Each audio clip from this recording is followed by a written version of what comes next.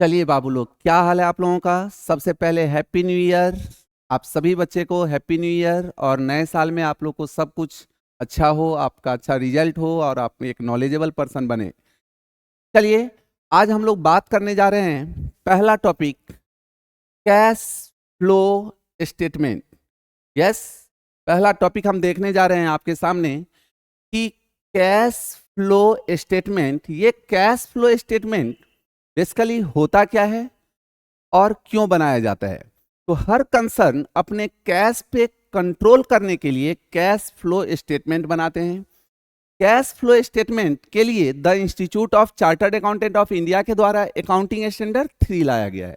Yes, ये cash flow statement में हम कैश को देखते हैं कि कैश कंसर्न में कहां से आ रहा है, कहां से जा रहा है, मेरा ओपनिंग क्या था और क्लोजिंग क्या है, उसको कंट्रोल करने के लिए बनाया जाता है। यस, किसी भी कंसर्न के लिए कैश फ्लो बहुत ही इंपॉर्टेंट होता है। वो कैश को कंट्रोल करने की कोशिश किया जाता है, देखा जाता है कि कंसर्न में कैश कहां से आया, कहां से गया। यस, तो ये हम लोग पढ़ेंगे, ये जो कि आपके लिए बहुत ही इंपॉर्टेंट है। सर, कैश फ्लो स्टेटमेंट जो कि S3 है, ये S3 के हिसाब से कैश फ्लो स्टेटमेंट को 3 भागों में बांटा गया है। यस, पूरे कंसर्न के कैश को कितने भागों में बांटा गया है? 3 भाग में। यस, जो फाइनेंशियल स्टेटमेंट होता है उसमें जितना भी कंसर्न में ट्रांजैक्शन होता है, उन सभी ट्रांजैक्शनों को 3 भागों में बांटा गया। पहला, ऑपरेटिंग एक्टिविटी। कौन सा? Operating activity. यस, दूसरा इन्वेस्टमेंट एक्टिविटी, और तीसरा फाइनेंसिंग एक्टिविटी।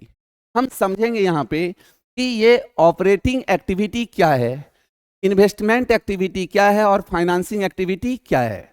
उससे पहले हम आपको समझ लेना होगा कि कंसर्न का जो फाइनेंशियल स्टेटमेंट होता है, फाइनेंशियल स्टेटमेंट में trading account, profit and loss account और बैलेंस शीट को ये तीनों भाग में बांट करके, 3 पार्ट में करके, ऑपरेटिंग एक्टिविटी से कैश का इनफ्लो या आउटफ्लो, इन्वेस्टमेंट एक्टिविटी से कैश का इनफ्लो और आउटफ्लो, फाइनेंसिंग एक्टिविटी से कैश का इनफ्लो और आउटफ्लो देखा जाता है। ओके, अब हम बात करने जा रहे हैं हम आपसे कि ऑपरेटिंग एक्टिविटी। सर, ये ऑपरेटिंग एक्टिविटी क्या है? सर, ऑपरेटिंग एक्टिविटी क्या है, हम ऑपरेटिंग एक्टिविटी में किसे लेते हैं? ऑपरेटिंग एक्टिविटी में बेसिकली सिर्फ हम, जो मेरा बिजनेस है उस बिजनेस से कितना कैश आया और कितना कैश गया, उसको कंट्रोल करने के लिए हम क्या बनाते हैं? ऑपरेटिंग की। कहां पे लेंगे उसको? ऑपरेटिंग एक्टिविटी में। यस, कौन सा?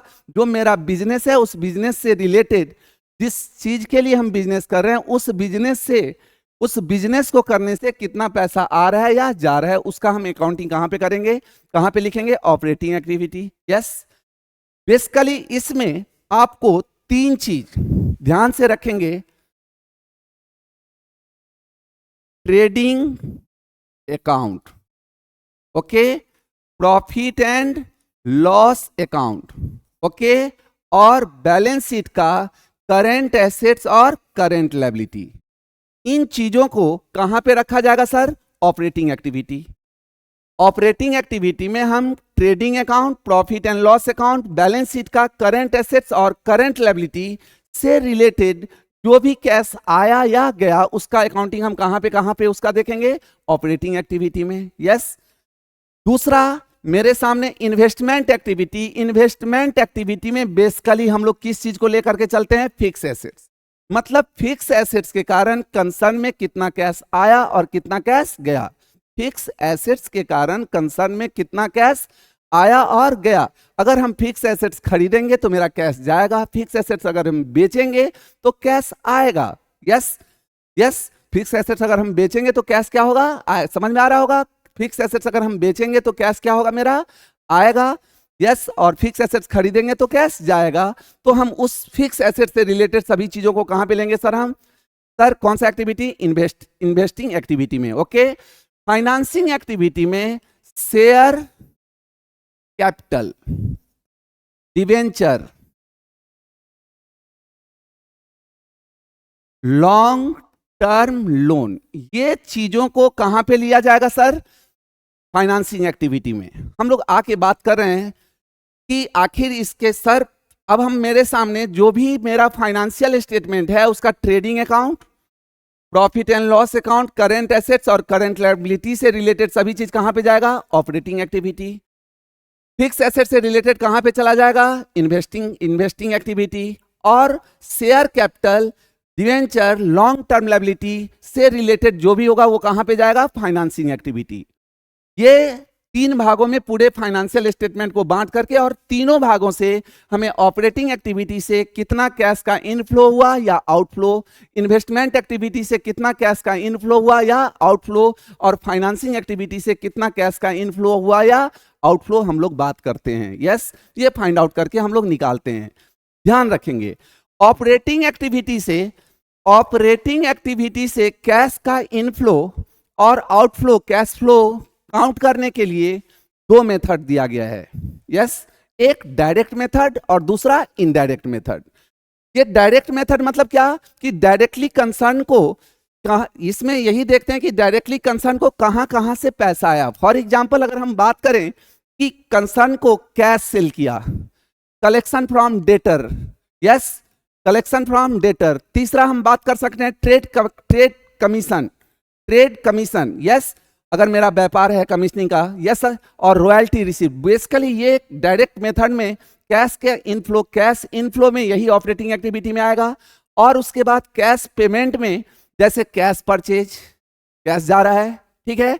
उसके बाद पेड टू सप्लायर या क्रेडिटर, कैश क्या हो रहा है? कंसर्न से जा रहा है। तीसरा, जो भी स्टाफ है, स्टाफ को हम पेमेंट, स्टाफ के बेनिफिट के लिए स्टाफ को जो हम पेमेंट करेंगे कैश, यस, वो आ गया। उसके बाद और भी अदर ऑपरेटिंग कैश एक्सपेंस जितना भी होगा वो कैश पेमेंट में जाएगा ऑपरेटिंग एक्टिविटी से। इसका जो डिफरेंस आएगा उसमें से हम इनकम टैक्स पेड को माइनस करेंगे। इनकम टैक्स पेड को हम क्या करेंगे? माइनस कर देंगे। और अगर इनकम टैक्स रिफंड होगा तो वहीं पे प्लस कर देंगे। उसके बाद अगर कोई एक्स्ट्रा ऑर्डिनरी आइटम इनकम होगा तो ऐड करेंगे, और एक्सपेंस होगा तो लेस कर देंगे, कैश एक्सपेंस होगा तो उसको लेस कर देंगे। इस तरह से मेरे सामने निकल करके आ जाएगा कैश फ्लो या cash use from operating activity. कौन सा मेथड से? डायरेक्ट। सर, इसमें ऑपरेटिंग एक्टिविटी से काउंट करते समय 2 मेथड हमारे सामने है। पहला मेथड हम बात क्या किए? डायरेक्ट मेथड से। यस, दूसरा एक मेथड होता है, उसका नाम क्या होता है? Indirect method. इनडायरेक्ट मेथड में हम क्या करेंगे? गौर से सुनेंगे। इनडायरेक्ट मेथड में हम सिर्फ इतना करेंगे कि नेट प्रॉफिट या नेट लॉस जो भी है उसको बेस ले लेंगे। उसमें 2 चीज, नॉन कैश और non operating, non cash expense और non operating expense. For example non cash, जैसे डेप्रीसिएशन। क्या हुआ? Non cash. डेप्रीसिएशन के कारण मेरा प्रॉफिट क्या होता है? घटा हुआ रहता है, लेकिन कंसर्न से कैश तो गया हुआ नहीं है, तो इस कारण से हम उसको क्या करते हैं? ऐड कर लेते हैं। यस, अगर ठीक नॉन ऑपरेटिंग, जैसे loss on sale of fix assets, अगर हम फिक्स एसेट्स को बेचे तो उससे लॉस हुआ तो मेरा प्रॉफिट क्या है? लेस है, कम है, तो हम इसको भी क्या करेंगे? ऐड करेंगे। ठीक उसी तरह से नॉन ऑपरेटिंग इनकम होगा तो हम उसको क्या कर देंगे सर? उसमें से लेस। क्यों करेंगे हम उसको लेस? नॉन ऑपरेटिंग और नॉन कैश इनकम को हम क्या करेंगे? लेस, ड्यू टू कि उसके कारण मेरा प्रॉफिट क्या है? बढ़ा हुआ है। उसके कारण मेरा प्रॉफिट क्या हुआ है?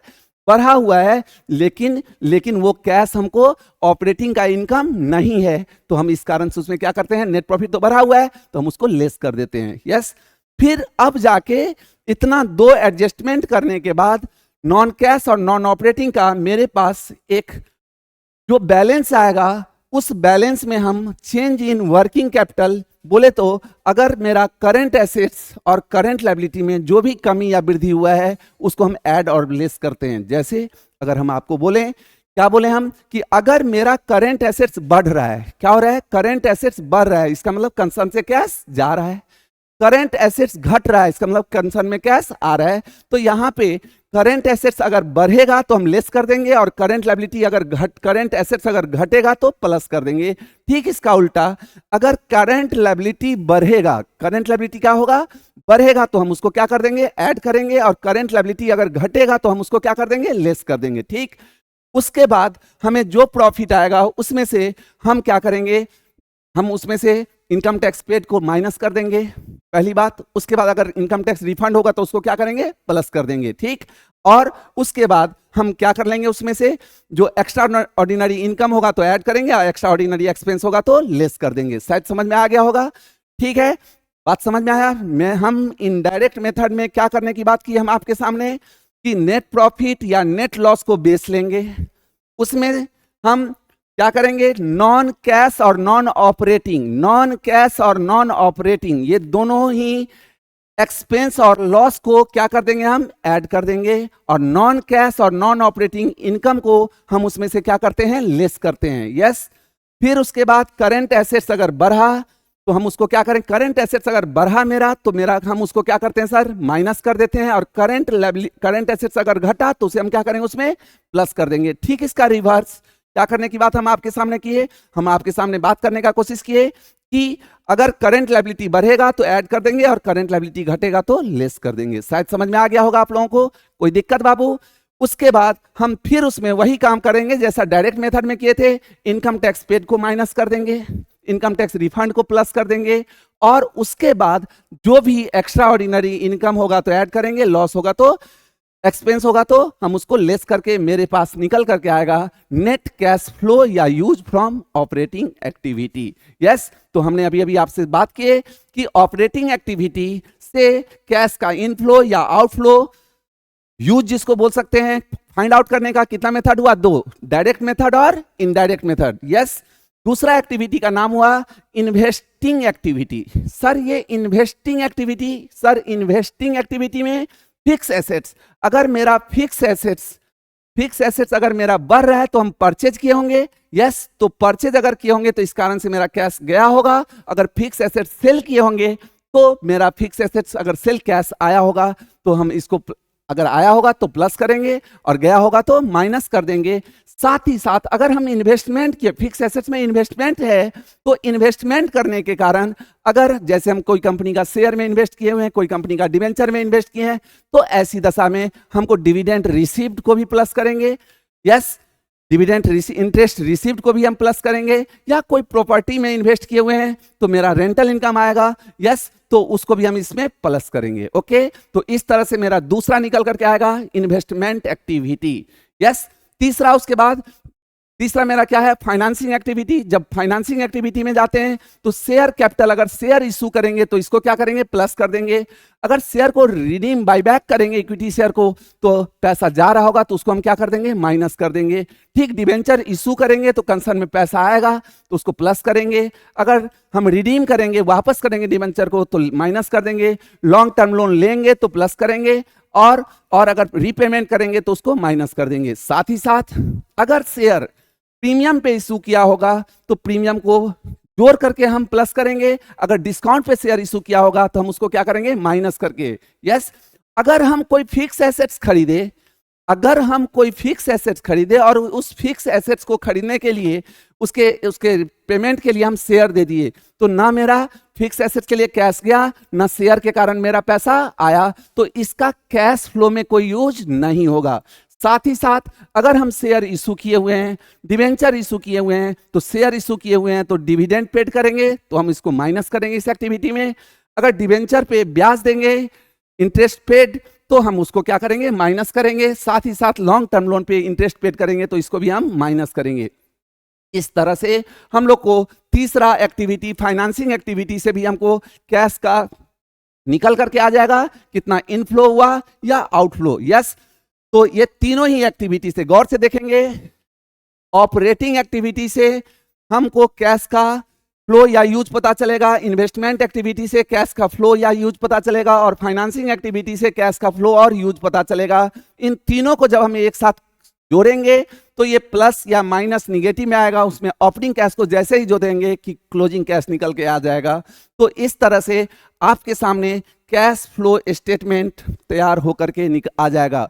बाबू, आपको समझ में आया होगा कि ये तीन बिजनेस के जितने भी ट्रांजैक्शन होंगे, सभी ट्रांजैक्शन का पहले जर्नल से लेजर से ट्रायल बैलेंस, और ट्रायल बैलेंस से ही हम trading, profit and loss account और बैलेंस शीट तैयार किए, और सभी ट्रांजैक्शन मेरा यही trading account, profit and loss account और बैलेंस शीट में आ गया।